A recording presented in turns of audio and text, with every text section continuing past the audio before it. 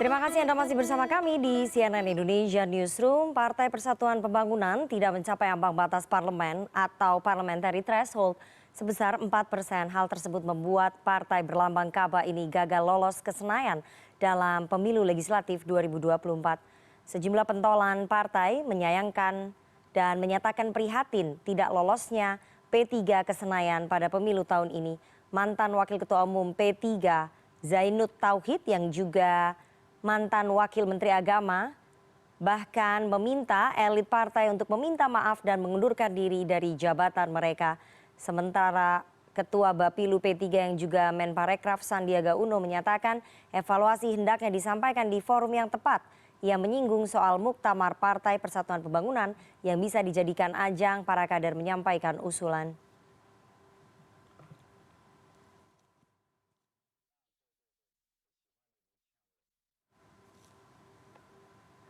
Pasca gagal lolos ke parlemen, Partai Persatuan Pembangunan kini diguncang prahara. Beberapa senior dan majelis partai meminta elit dan pengurus P3 untuk meminta maaf dan bertanggung jawab atas kegagalan lolos ke parlemen. Apakah kepemimpinan Mardiono sebagai PLT Ketua Umum P3 kini di ujung tanduk? Sore ini kita akan membahasnya dengan juru bicara PLT Ketua Umum P3 Mardiono. Ada Mas Imam Priyono dan pengamat politik Paramadina ada Khairul Umam.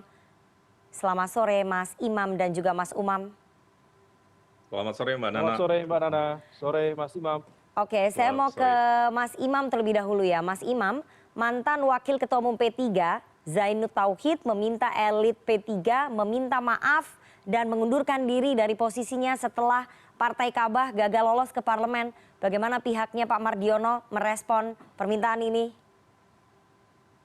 Tentu permintaan ini adalah permintaan yang ditanggapi oleh Bapak Muhammad Mardiono dan sepengetahuan saya ini tampaknya mengacu pada surat majelis tanggal 1 Mei 2024 dan ada 6-7 poin di sana disampaikan oleh para majelis dan direspon secara baik oleh Pak Mardiono dan karenanya P3 telah melakukan Rapimnas 6 Juni 2024 di Karawaci. Dan Pak Mardiono menyampaikan sejumlah hal di momentum tersebut, momentum kontemplatif dan momentum evaluatif juga tentunya. Dan kita sebagai entitas P3, alhamdulillah saat ini semakin kompak, semakin guyup, dihadiri oleh para ketua DPW seluruh Indonesia dan juga para pimpinan majelis, ya, tidak terkecuali hampir semua pimpinan majelis hadir. Jadi kalau permintaan maaf, pada dasarnya di momen tersebut Pak Mardiono juga menyampaikan ya, apabila ada hal-hal yang dirasa kurang, namanya juga manusia, pasti ada kekurangan, ada keterbatasan. Tetapi Pak Mardiono dan para entitas P3 pada kesempatan tersebut, alhamdulillah akhirnya sama-sama menemukan titik temu bahwa memang pertarungan pileg kemarin bukan pertarungan yang mudah. Para ketua DPW bahkan malah mengapresiasi kinerja Pak Mardiono yang benar-benar belusukan ke seluruh wilayah Indonesia, bahkan ke tempat-tempat yang belum ada anggota dewan ya, Pak Mardiono hadir di sana. Dan para ketua DPW secara jernih melihat memang kepemimpinan Pak Mardiono sebenarnya cukup bisa menjaga suara P3, tetapi memang belum mencapai yang diharapkan yaitu PT di 4%. Oke, Mas Imam. Tapi dalam forum Rakernas kemarin apakah ada permintaan maaf dan bentuk pertanggungjawabannya Pak Mardiono akibat kegagalan P3 dalam pemilu legislatif 2024 ini? Karena ini baru pertama kali sejak tahun 1967 ya P3 ini gagal dan ini dibawa ke kepemimpinan PLT Ketua Umum Pak Mardiono. Ya, dalam Rapimnas tersebut Pak Mardiono menyampaikan keinginan para pihak ya, terutama para kiai yang berada di majelis dan Pak Mardiono menyampaikan seluruh aktivitas beliau selama menjadi PLT hingga sekarang apa saja yang dilakukan dan para majelis mendengarkan dengan seksama. Para majelis juga diberikan kesempatan untuk memberikan komentar dan tanggapan. Dan di akhir Pak Mardiono juga menyampaikan, sebagai manusia biasa beliau tentu punya hal-hal yang mungkin dirasa kurang. Tetapi lebih jauh dari itu, Rifana kalau bilang suara P3 yang saat ini kurang, menembus 4%, bisa dicek dari tahun 99, memang faktanya suara P3 terus menurun, bahkan cukup tajam. hanya satu kali naik, yaitu di era kepemimpinan Pak Surya Dharma Ali, itu pun di periodisasi keduanya beliau. Tapi sepanjang selain kepemimpinan Pak SDA, suara P3 terus turun. Justru di masa Pak Mardiono, tingkat penurunan yang paling rendah. Hanya kurang lebih 400.000 suara saja apabila dibandingkan dengan periodisasi yang sebelumnya. Sehingga sebenarnya catatan penting dari kepemimpinan Pak Mardiono adalah mampu menahan laju penurunan yang selama ini dialami P3. Ini yang saya rasa banyak luput diperhatikan oleh media atau masyarakat, Nana. Oke, jadi dengan menahan penurunan suara P3 di pemilu legislatif 2024 meskipun gagal ke parlemen, jadi Pak Mardiono masih punya peluang begitu ya untuk mempertahankan jabatannya sebagai PLT Ketua Umum, begitu Mas Imam? Jadi Pak dengan menahan Mardiono suara. Pak Mardiono menyerahkan amanah ini kepada para pemangku amanah. Di P3 itu sangat demokratis, mungkin salah satu yang paling demokratis begitu ya. Pemilik suaranya 1.200 lebih, Nana. Dan semua Dan DPW? Pak Mardiono bukan orang yang dalam tanda petik gila jabatan. Beliau nih sosok tokoh yang lahir besar di P3 dari DPC, dari yang paling rendah sampai sekarang menjadi PLT Ketua Umum. Dan sama sekali bukan mengejar jabatan. Tetapi apabila ada amanah, ada country call, itu yang tidak mungkin beliau kesampingkan. Dan beliau akan lakukan hal yang terbaik, meskipun memang aral melintang itu selalu ada dan tidak mudah di tahun 2024 ini. Oke, nanti saya akan bahas soal majelis-majelis karena tadi Mas Imam sudah menyinggung ya soal keberadaan majelis-majelis partai. Tapi saya mau ke Mas Umam terlebih dahulu. Mas Umam, bagaimana Anda menganalisa permintaan agar elit P3 ini mundur, terutama untuk PLT Ketua Umumnya? Apakah memang bisa dinilai sepenuhnya ini tanggung jawab PLT Ketua Umum dan pengurus DPP? Iya, Mbak Nana, memang situasi yang dihadapi oleh P3 memang tidak mudah. Adapun kemudian saat ini gejolak yang muncul itu adalah bagian dari dinamika atas political shock yang memang betul-betul kemudian sedang dirasakan oleh seluruh kader dan juga struktur di P3. Tentu semua effort, semua usaha sudah dilakukan, tetapi kompleksitasnya memang cukup beragam. Mulai dari konteks internal sampai eksternal. Misalnya dalam konteks internal, ini juga menjadi pertanyaan bagi publik. Menghadapi sebuah pemilu, ada sebuah dinamika di internal. Kita masih ingat ada dinamika bagaimana pergantian ketua umum dengan cara yang sangat cepat, praktis 1 minggu tanpa ada operasi politik yang begitu cepat, kemudian berganti. Bahkan ketika kemudian menghadapi pemilu, status nahkoda, status panglima tertinggi pun masih PLT. Ini juga menjadi sebuah pertanyaan, apakah ini menunjukkan ketidaksiapan?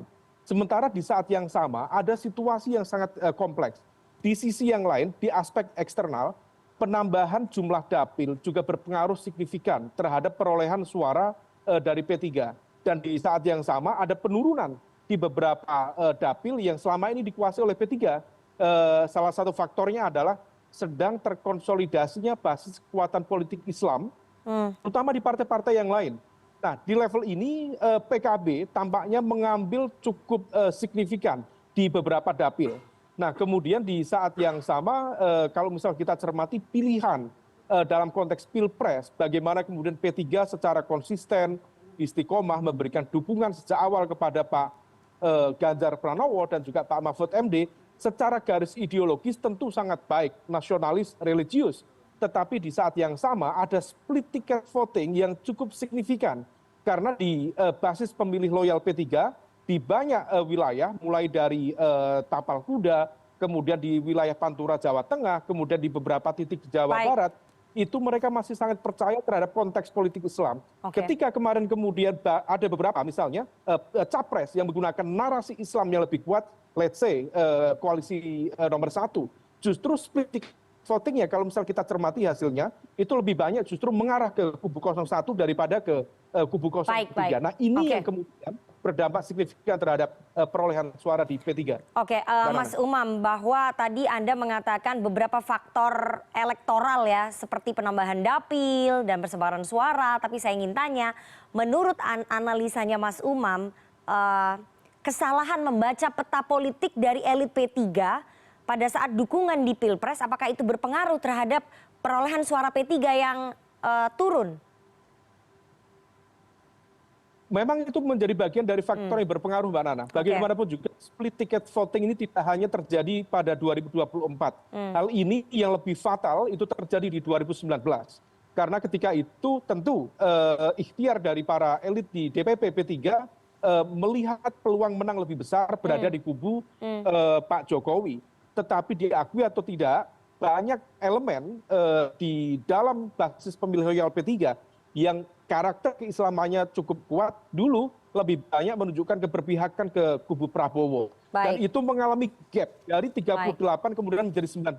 Dan sekarang dari 19 turun menjadi 12. Jadi split ticket voting menjadi faktor yang signifikan terdampak pada P3. Baik, mengingat ataupun melihat bahwa mayoritas pemilih ataupun pendukung P3 adalah pendukung capres nomor 1 atau capres Anies ataupun capres nomor 2 Prabowo Subianto. Artinya jika pada saat pemilu legislatif ataupun pemilu serentak kemarin elit P3 memutuskan mendukung Anies ataupun Prabowo, suaranya tidak akan turun sesignifikan ini. Begitu analisisnya Mas Umam. Ya, kalau misal kemudian kita menggunakan teori itu, setidaknya barangkali tidak begitu signifikan, tetapi setidaknya akan tertolong. Nah, ini makanya sejak awal kita sudah mengingatkan berkali-kali hati-hati dengan fenomena split ticket voting. Karena di 2019 itu hampir 50% dampaknya. Baik, saya mau ke Mas Umam ya. Mas Umam, bahwa bacaan yang salah dari elit terutama PLT Ketua Umum ketika memutuskan mendukung Mas Imam, bacaan yang salah yang dilakukan oleh pengurus P3 ataupun PLT Ketua Umum P3 pada saat memberikan dukungan di Pilpres terhadap capres nomor 3 yakni Ganjar Pranowo, itulah yang merugikan bagi P3 di pemilu legislatif. Mas Imam. Oh ya, bagi kami tidak ada pilihan politik yang salah. Yang ada adalah pilihan politik yang memiliki resiko. Dan pilihan politik ini sudah didiskusikan secara matang, secara kontemplatif, secara spiritual oleh para pihak. Tidak hanya DPP P3 ya, kami juga mendengarkan nasihat para kiai, konstituen, dan masyarakat tentunya. Kami meyakini Mas Ganjar Pranowo, Prof. Mahfud MD adalah orang-orang yang karakter kepemimpinannya rasanya tidak bisa dibantah. Portofolionya orang-orang baik, punya prestasi moncer, dan ini yang kami pilih. Kemudian ada realitas politik yang berubah, saya rasa itu keniscayaan yang harus dipahami secara dewasa oleh semua pihak, termasuk P3. P3 adalah partai ideologis yang bagi P3 menang kalah itu tentu hal yang berharga, tetapi tidak hanya itu. Perjuangan P3 adalah perjuangan ideologis. Kami berharap memang nilai-nilai P3 itu nyampai di masyarakat, itu yang paling penting. Dan belakangan apabila hal ini dianggap adalah keputusan yang ternyata berisiko besar, kami mengevaluasi, kami kontemplatif, kami tidak tipis kuping, kami mendengar banyak pihak, kami berusaha memahami apa yang sesungguhnya terjadi. Masukan dari Mas Umam saya rasa clear sekali dan itu kami jadikan catatan berharga. Terima kasih Mas Umam. Baik Mas Umam, melihat peta dukungan ya kepada Pak Mardiono, tadi Mas Imam menyampaikan bahwa DPW masih solid mendukung Pak Mardiono. Apakah kemudian meminta ataupun mengusulkan pertanggungjawaban dan juga mundurnya Pak Mardiono itu akan sulit terwujud kalau melihat peta dukungan di DPW P3, karena kita dengar bahwa pengurus-pengurus di daerah ini masih solid mendukung Pak Mardiono? Ya, dalam situasi yang serba tidak menentu ini, Mbak, akan jauh lebih produktif bagi P3 untuk merapatkan barisan, menyatukan satu visi cara pandang yang sama. Kalau misal kemudian diletakkan pada basis cara pandang yang konfrontatif, saling menyalahkan, saling curiga, maka ini akan menjadi awal dari akhir perjalanan dari P3 itu sendiri. Nah, maka kemudian ketika kemudian P3 dinyatakan tidak lolos, ini harus menjadi sebuah ruang kontemplasi serius untuk kemudian nanti bangkit kembali di 2029.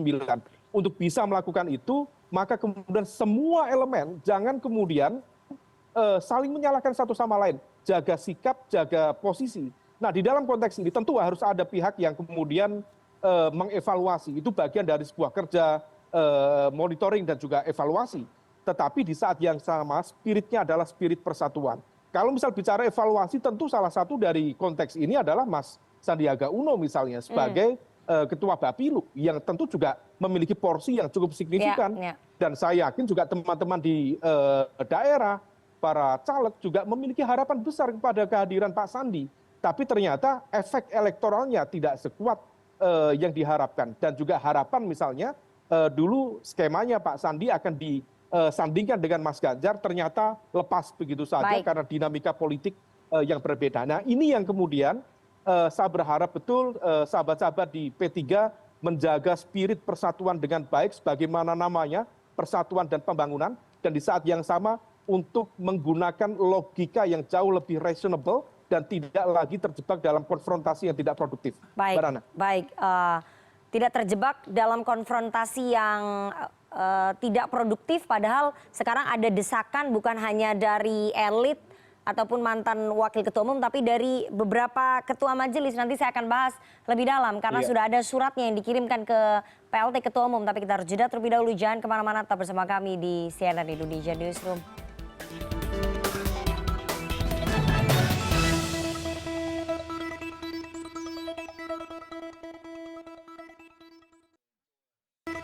Terima kasih Anda masih bersama kami di CNN Indonesia Newsroom, dan kita lanjutkan dialog kita. P3 gagal lolos ke parlemen, elit partai diminta mundur. Dialog kita dengan juru bicara PLT Ketua Umum P3 Mardiono, ada Imam Priyono dan pengamat politik Paramadina Khairul Umam. Sambil menunggu bergabungnya kembali Mas Umam yang terputus komunikasinya, saya akan kembali ke Mas Imam. Mas Imam, kami mendapatkan surat dari ketua majelis partai, jumlahnya kan ada 4 ya, 4 ketua majelis partai, yakni ketua majelis kehormatan, kemudian majelis pakar, majelis pertimbangan, dan juga majelis syariah. Ini 4 ketua majelis sudah mengirimkan surat kepada PLT Ketua Umum Mardiono dan meminta agar segera digelar muktamar. Di situ juga disinggung ataupun di-mention bahwa posisi PLT Ketua Umum itu tidak selamanya atau tidak tetap. Artinya memang ada peluang ataupun celah untuk mengganti Pak Mardiono dalam posisi sebagai Ketua Umum dari ketua-ketua majelis ini. Bagaimana Mas Imam? Pertama, kita harus mendengarkan apa yang Mas Umam sampaikan. Banyak partai tidak berkembang, bahkan terbenam, itu bukan karena misalnya kasus korupsi, bukan. Tetapi karena pecah. Di saat dia pecah, masa ada orang mau milih partai yang pecah? Jadi yang penting dilakukan oleh P3 sekarang, seperti yang disampaikan Mas Umam, kita harus solid, bersatu, dan terus membangun. Menjawab pertanyaan Rifana, surat tersebut 1 Mei 2024, kemudian direspons secara positif dan baik oleh DPP dan juga tentu Pak Muhammad Mardiono. Dan baru saja 6 Juni 2024 digelar Rapimnas. Dalam Rapimnas tersebut hadir hampir seluruh pimpinan majelis, pertimbangan, kemudian kehormatan, syariah, dan majelis pakar. Memang ada satu, Mas Romi, kebetulan masih berada di luar negeri, beliau berhalangan hadir. Tetapi pimpinan majelis yang lain yang ada tanda tangannya saat ini dibubuhkan di CNN Indonesia, hadir lengkap, diberikan ruang untuk berbicara, sangat demokratis, dari hati ke hati, sangat kontemplatif, dan sudah selesai. Ada 3 poin inti dari Rapimnas tersebut, di antara yang paling penting dan bisa menjawab pertanyaan dari publik dan tentu juga dari CNN Indonesia adalah semua bersepakat yang ada di ruangan itu, seluruh ketua DPW, pemegang hak suara, dan para majelis, bahwa muktamar akan diselenggarakan insya Allah pada 2025. Dan itu hasil mufakat semuanya. Jadi sudah selesai sebenarnya polemiknya. Dan kita saat ini sedang menatap sebuah perhelatan yang juga tidak sederhana, yaitu pilkada serentak. Adalah poin keduanya. Kita ingin sukses di pilkada serentak. Cara sukses paling sederhana adalah solid. Bayangkan kalau menatap pilkada serentak, kita ada dualisme kepemimpinan, apa namanya, partai tidak solid dan seterusnya. Ini tidak menguntungkan P3 sama sekali. Jadi kesadaran itu sudah hadir dan kita menatap pilkada serentak dengan solid dan insya Allah muktamar di 2025, insya Allah di Sultra. Mas Imam, kalau nanti di pilkada serentak ternyata hasil yang diperoleh P3 tidak sesuai dengan target, artinya kan ini akan memperlemah posisinya Pak Mardiono dan juga Mas Sandiaga Uno di posisi elit. Artinya nanti di forum muktamar, beliau-beliau ini terutama Pak Mardiono akan mempertimbangkan untuk mundur atau tetap bertahan sebagai Ketua Umum P3? Pertanyaannya hipotesa, jadi hipotesa saya juga berbeda.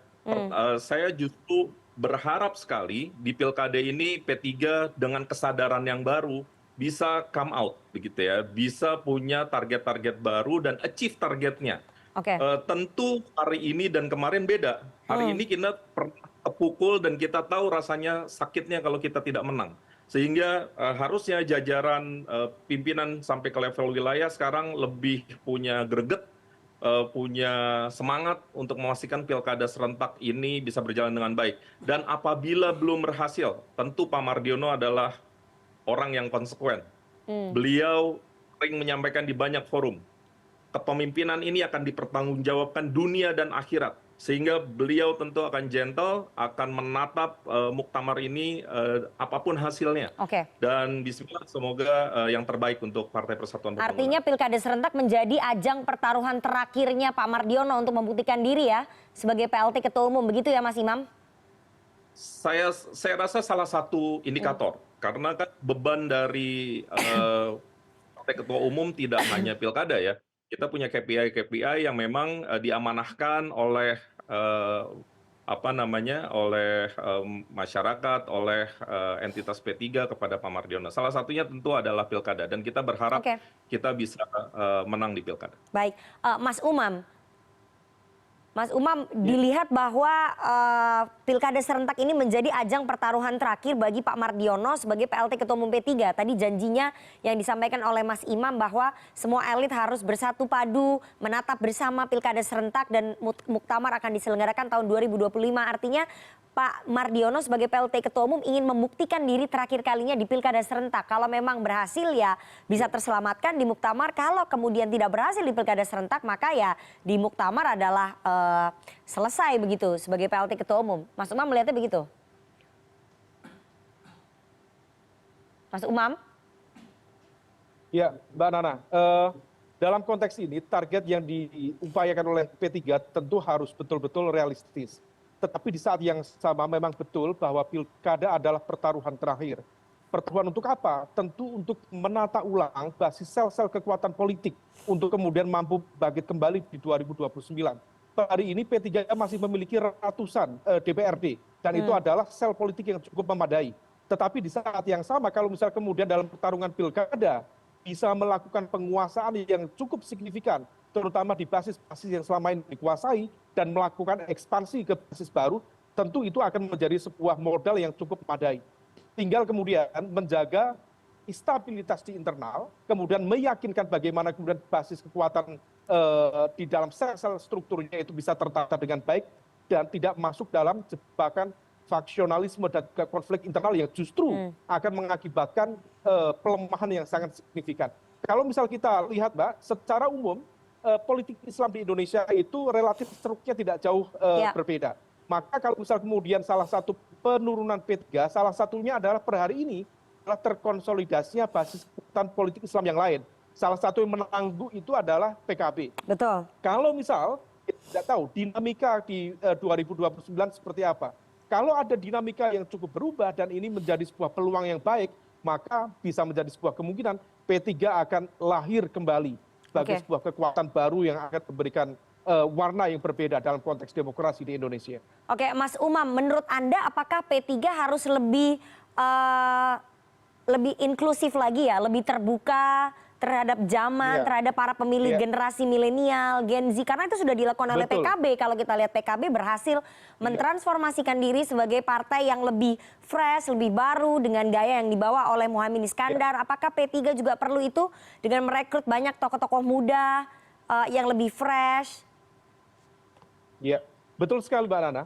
Karena diakui atau tidak, dari basis pemilih politik Islam itu relatif sudah tersegmentasi secara ketat.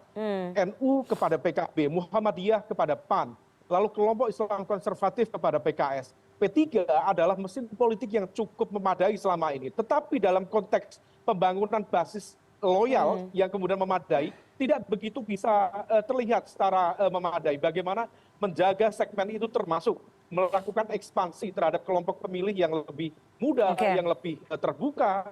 Dan ini adalah peluang yang sangat terbuka. Terlebih segmen santri per hari ini bukan segmen santri yang betul-betul eksklusif, tetapi sangat inklusif. Betul. Mereka juga melek media. Kalau P3 bisa mengkonsolidasikan itu, saya yakin P3 bisa menjadi bagian dari kekuatan baru nanti di 2029 akan datang. Oke, Mas Imam, kuncinya adalah partai Anda harus mentransformasikan diri menjadi lebih inklusif, lebih banyak terbuka, santri-santri milenial ini dirangkul, lebih banyak tokoh-tokoh muda yang dirangkul sebagai politisi-politisi di P3 sehingga lebih terbuka lagi terhadap perkembangan zaman. Apakah itu akan diterapkan pada pilkada serentak bahwa P3 akan lebih banyak mendorong tokoh-tokoh muda maju sebagai calon kepala daerah? Mas Imam. Ya, tentu masukan berharga untuk Partai Persatuan Pembangunan dan saya ingin juga membuka fakta ini. Di tingkat kabupaten kota, berapa banyak pemilih P3? Lebih dari 8 juta. Artinya sebenarnya pada tingkat grassroots kita masih punya modal yang cukup baik sebenarnya. Tapi memang ada problem kelinieran begitu ya. Di tingkat daerahnya atau tingkat satunya memang 6 jutaan. Nah, kita punya problem di DPR Tingkat nasional satu. gitu ya. Di DPR RI, di nasional. Di DPR RI-nya kita 5,8 sekian versi KPU. Tingkat satunya 8 juta. Iya, tingkat 2-nya 8 juta. Oke. Tingkat 2-nya 8 juta. Jadi kan itu sebenarnya baik. Tapi saya sangat setuju apa yang Nana sampaikan, apa yang Mas Umam sampaikan. P3 memang harus terus menggali potensi-potensi dirinya, terus lebih terbuka terhadap perbaikan-perbaikan gitu ke depan. Dan memang itu yang sedang kita lakukan. Ke depan mudah-mudahan akan keluar dengan platform yang lebih menarik, lebih solid, dan sehingga insya Allah pemilih akan kembali lagi di 2029. Oke Mas Imam, semoga party ID-nya bisa lebih dikuatkan, berhasil meraup ceruk-ceruk pemilih baru ya, memperluas ceruknya ataupun target marketnya, karena sekali lagi partai yang berhasil mentransformasikan diri menjadi lebih fresh, lebih segar diterima oleh para pemilih muda dan pemilih milenial itu akan bisa bertahan di kancah politik tanah air. Karena pemilih muda kita ataupun pemilih Gen Z dan juga milenial jumlahnya jauh lebih banyak dibandingkan pemilih grassroots dari partai Anda ataupun partai-partai konvensional lainnya. Kita tunggu nanti bagaimana sepak terjang PLT Ketua Umum P3 Mardiono di Pilkada serentak, apakah bisa mempertahankan target atau justru sebaliknya, karena itu akan menjadi pertaruhan terakhir PLT Ketua Umum P3 Mardiono di partai ini. Terima kasih dua orang narasumber yang sudah bergabung di CNN Indonesia Newsroom sore hari ini. Ada juru bicara PLT Ketua Umum P3 Imam Priyono dan juga pengamat politik dari Universitas Paramadina, Mas Khairul Umam. Sehat selalu Mas Umam dan juga Mas Imam. Nana, terima kasih Mas Umam. Terima kasih Mbak Nana, Mas Umam.